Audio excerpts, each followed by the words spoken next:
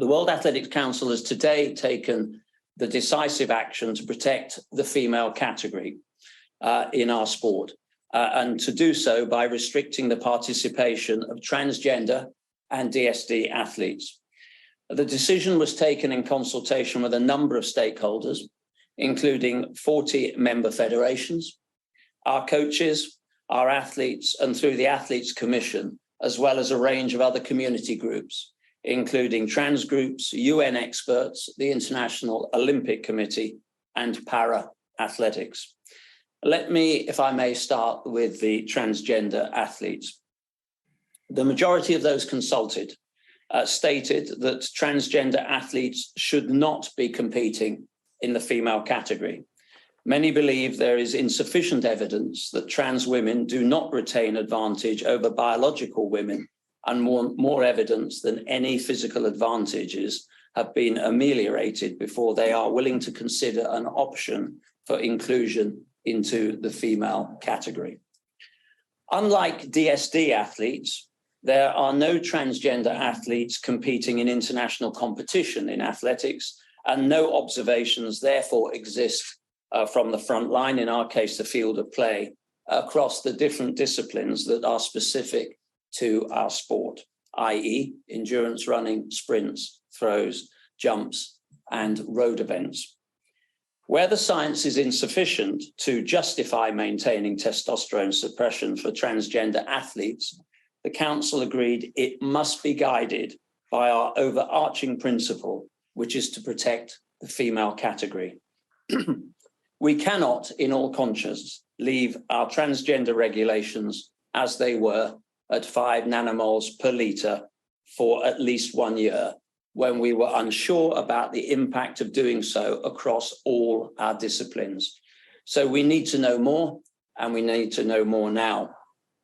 The Council has agreed to exclude male to female transgender athletes who have been through male puberty from female world ranking competitions from March the 31st this year.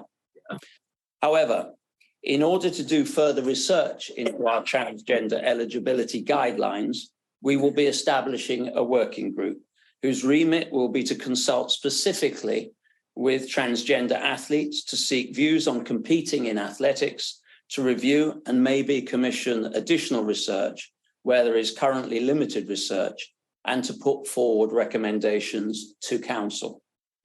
The working group will include an independent chair, up to 3 Council members, 2 athletes from the Athletes Commission, a transgender athlete from athletics, 3 representatives of our member federations, and representatives of the World Athletics Health and Science Department. Let me, if I may, now turn to our DSD eligibility. The World's Athletics Council today decided to reduce the testosterone threshold for DSD athletes to 2.5 nanomoles per litre across all our events. We have DSD athletes competing in the unrestricted events in our sport, and we have 15 years of data, observations, and information directly from our own sport and, of course, our DSD athletes. As far as our medical manager is aware, there is no relevant athlete, by that I mean DSD athlete, in jumping or throwing events.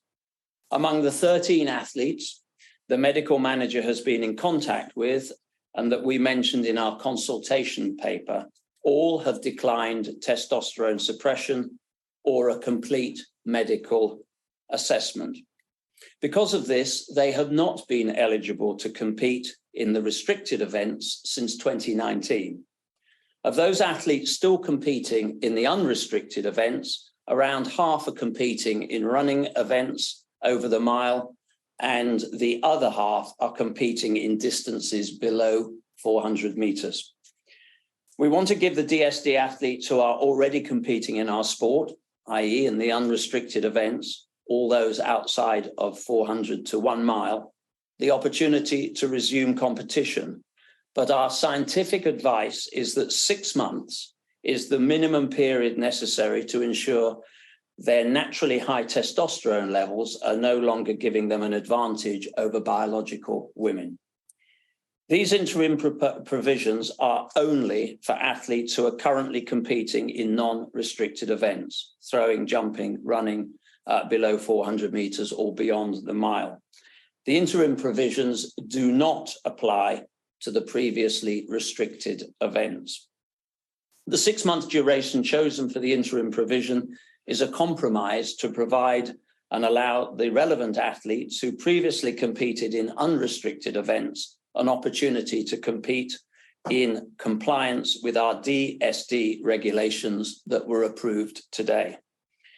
The 6-month period is in line with the required suppression for the current DSD regulations, and according to the available science, it is enough to bring hemoglobin levels, a key determinant of performance, from natural male levels to normal female levels.